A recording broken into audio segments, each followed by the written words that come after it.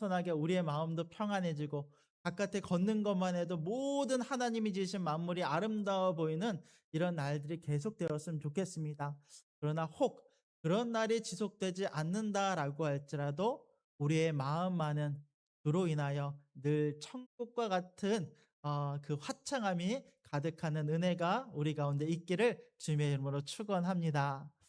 오늘 말씀은 세례 요한의 말씀으로 시작을 합니다. 지난 400년간 온 세상이 암흑 가운데 있었습니다. 말라기 선지자가 구약의 선지자로서 그 마지막 소임을 다한 이후에 지난 400년간은 어떠한 선지자도 나오지 않았고 하나님께 부르짖는 자도 없었습니다.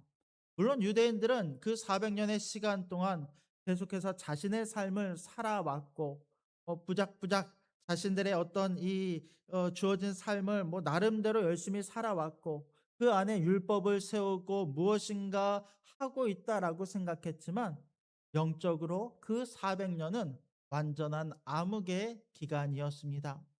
근데 그 암흑을 깨고 한 선지자가 외치기 시작합니다. 광야에서 주님 주신 말씀을 가지고 사람들에게 외치기 시작하는 거예요. 우리 1절 말씀을 같이 한번 읽어봅시다. 1절 말씀입니다. 시작. 그때 세례 요한이 이르러 유대 광야에서 전파하여 말하되. 보통 그때라는 표현은 앞에 부분과 연결되어져서 나올 때 그때라는 표현이 사용되지 않습니까? 그런데 이 앞에는 어떠한 내용도 없어요. 그러니까 시간적으로 연결되는 의미가 아니라는 거예요. 역사적으로 연결되는 거예요. 그때 하나님이 예비된 그때가 되었을 때 세례 요한이 나타나서 어디에서 외칩니까? 유대 광야에서 전파하며 말하기 시작합니다. 세례 요한은 진짜 선지자였어요. 지난 400년간 아마 주의 이름을 빌려서 마치 선지자인 것처럼 행하는 사람들도 분명히 있었을 거예요. 그러나 그 누구도 진짜 선지자는 아니었어요. 그런데 오늘 나오는 이 세례 요한은 광야에서 외치기 시작합니다. 여러분 보통 우리가 만약에 선지자라고 한다면 어디 가서 외쳐야 되겠습니까? 원래라고 한다면 도시로 가야죠. 사람들이 많은 곳을 찾아다니면서 그곳에서 외치는 것이 일반적이지 않겠습니까? 그런데 세례 요한은 광야로 갔어요. 그 광야에서 외치기 시작합니다. 여러분 광야는 아무것도 없는 공간이에요. 성경에는 이 광야에 대한 여러 가지 의미가 있습니다만 오늘 마태복음에 등장하는 이 광야는 세례 요한이 이 아무것도 없는 곳에서 자신이 누릴 수 있는 모든 것들을 버리고 그는 제사장의 가문으로서 충분히 안정된 삶을 살 수 있는 사람이었지만 자신이 누릴 수 있는 모든 것들을 버리고 광야로 나아갔어요.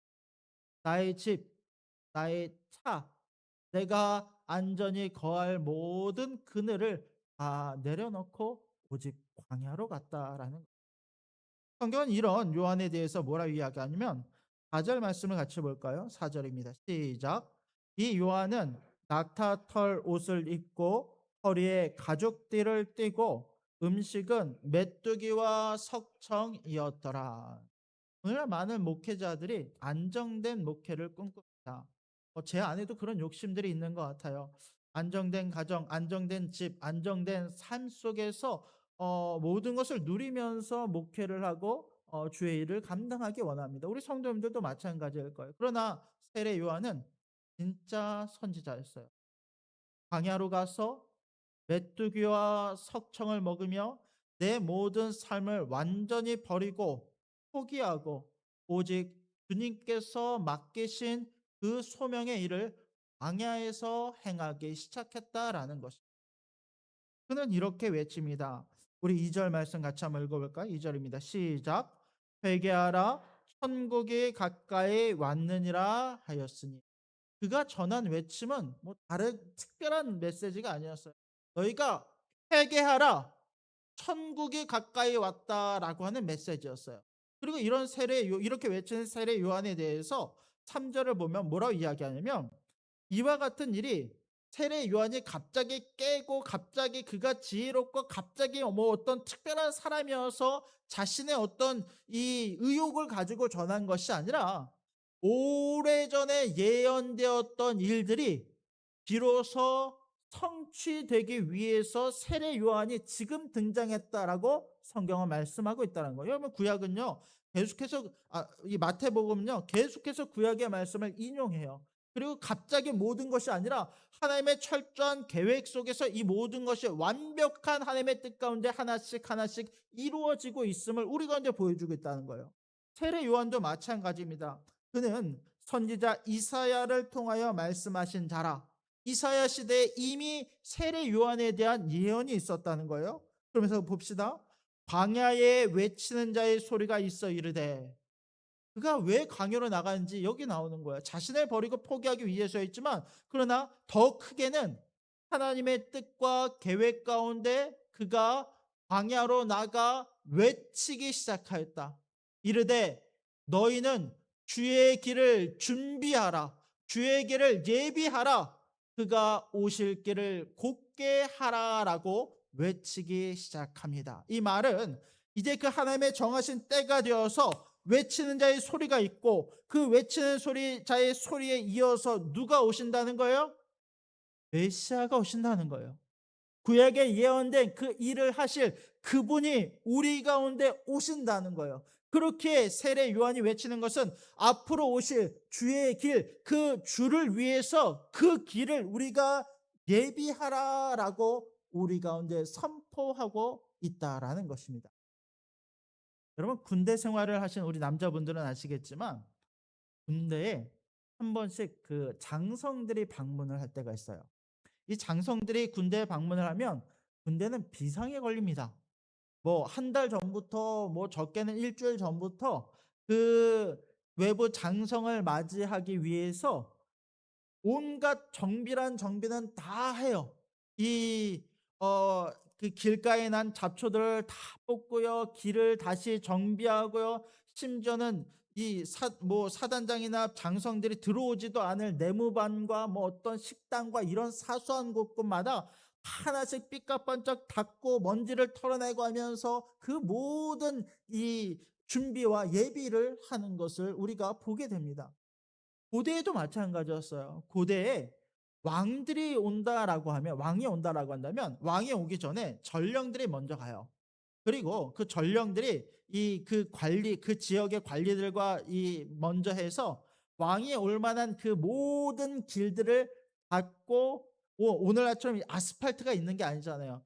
곱게 만들고 이 울퉁불퉁하지 않도록 왕의 행차가 안전하고 이 좋은 편안하게 길을 갈 수 있도록 모든 길을 닦고 정비를 하게 되더라라는 거예요.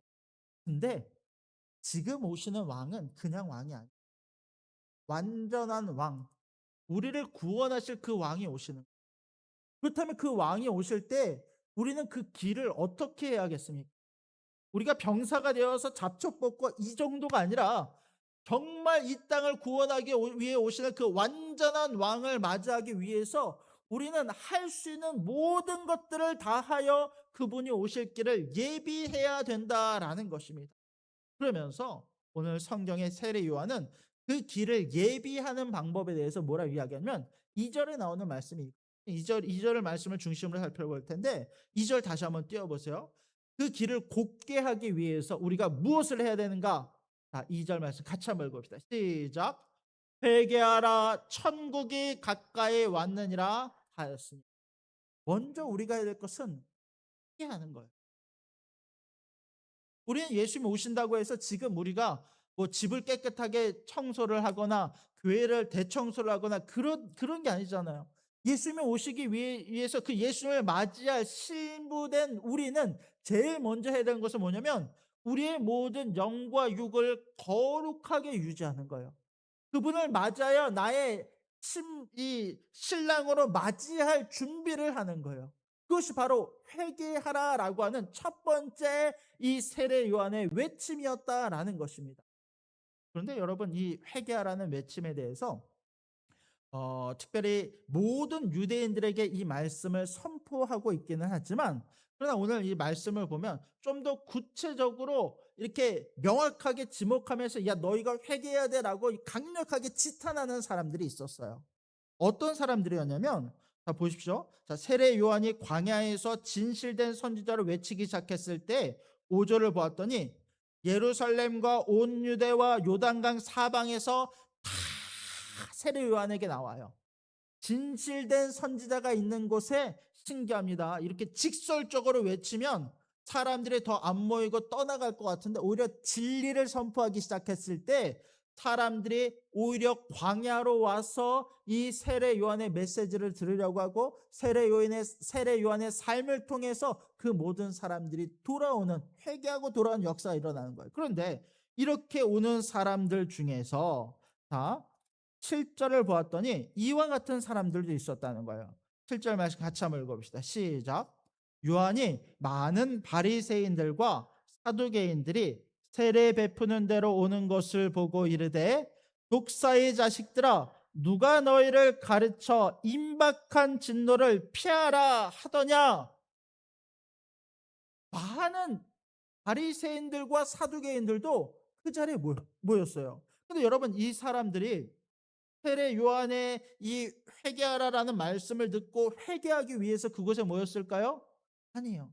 이 사람들의 가장 중요하게 생각한 것은 자신의 안정적인 삶, 자신의 위치, 바리새인과 사두개인이라고 하는 종교 지도자로서의 위치를 견고하게 하면서 자신의 의를 드러내는 것이 이 사람들에겐 가장 중요한 문제였어요.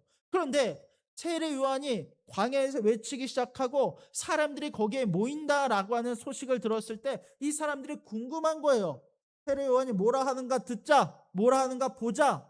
이 사람들은 세례 요한의 말을 들을 생각이 없어요. 물론 이들 중에도 회개하고 돌아오는 사람들도 있었지만, 대다수의 사람들은 그곳을 마치 구경하듯이 그곳에 모이며 세례 요한을 보기 시작했다는 거예요. 그런 이들에게 세례 요한이 뭐라고 이야기합니까?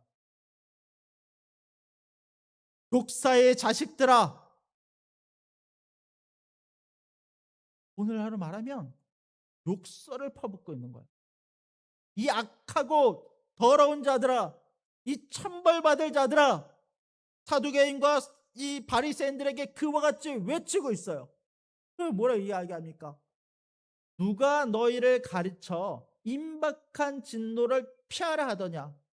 선지자가 너희 가운데 이와 같이 선포하며 임박한 진노를 피하라라고 이야기를 하지만, 그러나 이 사람들은 그 피할 수 있는, 피할 만한 마음이 있습니까? 없습니까?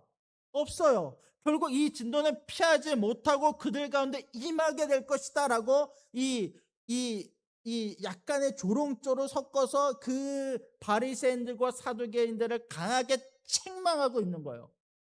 그렇게 책망한 이유는 명확합니다. 이들의 상태에 대해서 이야기를 하는데요. 자, 8절과 9절 말씀을 볼까요? 먼저는, 자, 그러므로 회개에 합당한 열매를 맺고, 이 말은 이 사람들의 회개 열매가 있다는 거예요, 없다는 거예요? 없어요. 열매라고 하는 것은 우리의 삶에서 자연스럽게 드러나는, 성령을 통해서 맺어지는 갖가지 열매들을 이야기해요. 뭐 갈라디아서 5장 22절에 나와 있는 그와 같은 9가지 열매들을 이야기하기도 합니다. 그러나 이 사람들은 외식하는 모습만 가득했지 그 안에 참되게 하나님을 예배하는 회개의 영은 하나도 없었다라는 거예요. 또 구절을 보면 이렇게 이야기해요. 속으로 아브라함이 우리 조상이라고 생각하지 말라. 내가 너에게 이르노니 하나님이 능히 이 돌들로도 아브라함의 자손이 되게 하시리라. 이 말은 뭐냐면, 여러분, 이 사람들은요 자신들이 구원받았다라고 하는 이 선민 사상으로 가득했어요. 하나님이 택하신 나는 그 택하심 가운데 반드시 구원을 받을 것이니까, 그 이후에는 내가 생각하는 대로 내가 마음먹은 대로 살아도 문제가 되지 않을 것이라고 생각했어요. 물론 나름대로 선을 딱 정해놨죠. 율법이라고 하는 구약의 율법을 가지고 그것을 가지고 갖가지 지켜야 될 관습과 율법들을 갖가지 세워놓고, 야, 이 안에서 머물지 않으면 너희는 다 죽어, 정죄하면서 다른 이들을 정죄하면서 스스로 그 율법에 갇혀 참된 진리와 본질을 알지 못한 채 외식하는 자의 삶을 살았던 것이 바로 이들의 모습이다라는 거예요. 그랬던 이 바리새인들과 사두개인들에게 세례 요한이 이 독사의 자식들아, 너희가 회개하라라고 외치고 있는 거예요. 여러분, 이 이야기를 들었던 바리새인들과 사두개인들의 반응은 어땠을까요? 이 회개하라라고 하는 이 외침을 순순히 받아들였을까요? 받아들일 수. 왜냐면 나는 나의 의의를 차곡차곡 세우고 있었거든요. 나는 가르치는 일을 하고 율법을 행하면서 나름의 정해진 기준에 맞춰서 살아가고 있다라고 생각을 했거든요. 이 회개하라는 외침이 절대로 그 심장까지 닿지 않아요. 마치 우리처럼.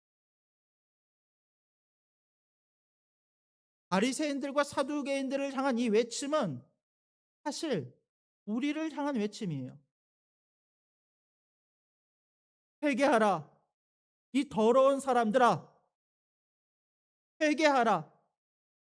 여러분, 이 메시지가 어떻게 들립니까? 그런데 예수님, 저는요 주일날 잘 예배 나오고 나름 말씀도 잘 보고 그래도 열심히 신앙생활하며 살고 있는데요. 나는 나의 이 적당한 직분과 적당한 봉사와 적당한 신앙생활을 통해서 나름대로 나의 의의를 쌓고 있는데요라고 생각하며 목사님이 외치는, 선지자들이 외치는 회개하라라고 하는 이 명령을 나와는 상관없는 말씀으로 받아들이고 있지는 않습니까? 그런데 여러분 보세요. 세례요한의 외침에는 회개의 열매를 이야기해요. 우리의 삶 속에, 바리새인들의 삶 속에 회개의 열매가 있냐는 거예요. 지금 우리의 삶 속에 내가 회개도 하고 신앙생활도 하고 있다면 내가 이 땅에 진짜 빛과 소금으로 살아내고 있으며 하나님의 우리 가운데 맺어주신 성령의 열매가 내 안에 날마다 맺히는 삶을 살고 있냐는 거예요. 내 안에 희락이 있고 기쁨이 있고 평안이 있고 하나님이 주시는 이 성령의 9가지 열매들이 우리 가운데 있냐는 거예요. 우리 갈라디아서 5장 22절 말씀 같이 한번 띄워줄까요? 우리 같이 한번 읽읍시다. 시작. 성령의 열매는 사랑과 희락과 화평과 오래 참음과 자비와 양성과 충성과 온유와 절제니, 내 안에 오래 참음이 있고 자비가 있고 양성이 있고 충성이 있고 온유가 있고 절제가 있습니까? 만약에 우리 안에 이와 같은 열매가 없이 신앙에 외식하는 자의 모습만 갖추고 있다라고 한다면 오늘 우리는 주님 앞에 완전히 회개하며 우리의 모든 죄악들을 쏟아내야 될 줄로 믿으시기 바랍니다. 성경은 이렇게 이야기합니다. 하나님께서는 너희가 선택받았다고 해서 이 유대인으로 태어났다고 해서 너희를 그대로 행하시는 것이 아니라, 너희가 하나님이 원하시면 이 돌들로도 아브라함의 자손이 되게 하시는 것이 하나님의 뜻일 수 있다라는 거예요. 이 말은 하나님의 선택에 의미가 없다라는 이야기가 아니라 하나님의 선택은 가장 중요해요. 그러나 하나님의 선택받은 자들은 반드시 우리의 삶 가운데 그 열매가 드러나는 자예요. 그 드러남으로 말미암아 하나님의 선택이 우리 가운데 있음을 우리가 확인할 수 있다라는 의미라는 것입니다. 뒤이어 나오는 이야기는 이렇게 이야기합니다. 우리 10절 말씀을 같이 한번 읽읍시다. 10절입니다. 시작. 이미 도끼가 나무 뿌리에 놓여 있으니 좋은 열매를 맺지 아니하는 나무마다 찍혀 불에 던져지리라. 이미 도끼가 나무 뿌리 앞에 놓여져 있어요. 이 말은 곧 즉시 하나님의 심판이 임할 것이라는 이야기예요. 즉시 그것을 들고 그분께서 그 도끼로 나무를 찍어 불에 던지게 되신다라는 것입니다. 어떤 나무들입니까? 10절 말씀 볼까요? 자, 우리 12절 말씀을 볼까요? 12절입니다. 시작.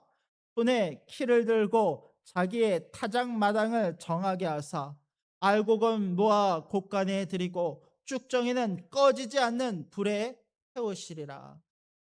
예수님께서 이 땅에 오셔서 알곡은 곳간에 들여지지만 쭉정이는 꺼지지 않는 불에 태우시며 우리 가운데 하나님의 온전한 의의를 이루신다라고 말씀하세요. 그러면 보십시오. 세례요한의 외침은 이거였어요. 회개하라. 그 다음에 어떤 의미였죠? 천국이 가까웠느니라. 회개하라라는 것은 알겠어요. 천국이 가까웠다라는 의미는 무엇이죠? 목사님, 천국은 우리가 가는 곳 아닌가요? 천국 우리가 죽은 다음에 하늘에 가는 곳, 그것이 천국 아닌가요? 그런데 성경은 천국을 그와 같은 의미로 설명하지 않아요. 물론 우리는 천국, 죽어서 가는 것이 천국입니다. 구원을 받아 가는 것이 천국이에요. 그러나 이 천국에 대해서 성경이 설명할 때, 특별히 마태복음에서는 이 천국은 우리가 가는 곳이 아니라 우리 가운데 어떤 곳이다? 임하는 곳이다라는 거예요. 천국이라는 것은 결국 하나님의 완전한 통치가 이루어지는 것을 이야기해요. 예수님의 완전한 통치가 이루어지는 것을 천국이라고 말합니다. 천국은 다른 말로 하면 하나님 나라예요. 그 하나님 나라가 예수님께서 이 땅에 오심으로 우리 가운데 완전히 임하였다. 세례 요한은 그 나라가 임할 것이다. 그리고 오늘날 오늘날 우리 이 시대를 살아가는 우리에게는 그 나라가 이미 우리 가운데 임하였다라고 선언하고 있다라는 것입니다. 그 예수님께서 우리 가운데 오셨다라는 거예요. 그러면서 그 예수님에 대해서 성경은 이렇게 말씀합니다. 우리 11절 말씀을 같이 한번 봅시다. 11절입니다. 시작. 나는 너희로 회개하게 하기 위하여 물로 세례를 베풀거니와 내 뒤에 오시는 이는 나보다 능력이 많으시니 나는 그의 신을 들기도 감당하지 못하겠노라. 그는 성령과 불로 너희에게 세례를 베푸실 것이요. 세례 요한의 고백입니다. 야, 나는 너희로 회개하게 하기 위해서 물 세례를 너희 가운데 베푼다. 그 당시에는 여러분 침례예요. 그 당시의 세례는 오늘날의 세례의 의미와는 조금 다릅니다. 오늘날은 우리가 그리스도인이 되었다라고 하는 증거로 하나님 앞에 고백하는 것, 성도들 앞에 고백하는 것이 세례의 의미라고 한다면, 세례 요한의 세례는 조금 독특한 의미를 가졌는데, 죄인들이 내가 죄인임을 고백하며 그 주님 앞에 모든 죄를 회개하는 물 세례가 이 회개의 세례로 주어졌다라는 거예요. 세례 요한은 이 일을 잘 감당했습니다. 그가 외쳤을 때 많은 이들이 나와서 물 세례, 회개의 세례를 받았어요. 그러나 나는 너희 가운데 할 수 있는 것이 물 세례뿐이지만 앞으로 오실 우리 가운데 임재하실 그 메시아는 내가 그의 신들매, 그의 신을 받쳐들거나 그의 신발끈을 묶기에도 나는 아무것도 아닌 작은 자일 뿐이고, 앞으로 오실 그분은 우리 가운데 세례를 똑같이 행하시는데, 그분이 행하시는 세례는 어떤 세례다? 11절을 보았더니 그는 성령과 불로 너희에게 세례를 베푸실 것이요. 그분이 베푸시는 세례는 내가 행하는 이 물세례와는 차원이 다른 성령, 구원을 상징하는 성령과 불, 심판을 상징하는 이 불로 말미암아 너희 가운데 세례를 베푼다라는 것입니다. 그것은 뭐냐면 그분의 의로움으로 말미암아 12절에 나오는 이 모든 백성들을 알곡과 쭉정이로 구분하여 구원받을 자를 구원에 이르게 하시고, 뭐든지 예수 그리스도 그 이름을 믿는 자는 구원에 이르게 하시고, 그렇지 않은 자는 영원한 심판에 이르게 하실 것을 선언하고 계신다라는 것입니다. 여러분, 이분이 바로 우리 가운데 오실 메시아 예수 그리스도의 이름을 믿으시기 바랍니다. 그리고 13절을 보면 세례 요한이 외칠 때에 예수님께서 이 세례 요한 앞에 나타나요. 나사렛 갈릴리로부터 요단강, 여러분 갈릴리로부터 요단강은 한 120km 정도 떨어진 굉장히 먼 거리예요. 이 요단강에서 이제 예수님께서 사역을 시작하신 사역을 시작하시면서 제일 먼저 하셨던 것이 뭐냐면 세례 요한의 세례를 받으시는 일이었어요. 그분께서 요단강에 이르러 요한에게 세례를 받으려고 하십니다. 근데 14절을 보면 요한이 뭐라고 이야기하는지 아십니까? 우리 14절 말씀 같이 한번 읽읍시다. 시작.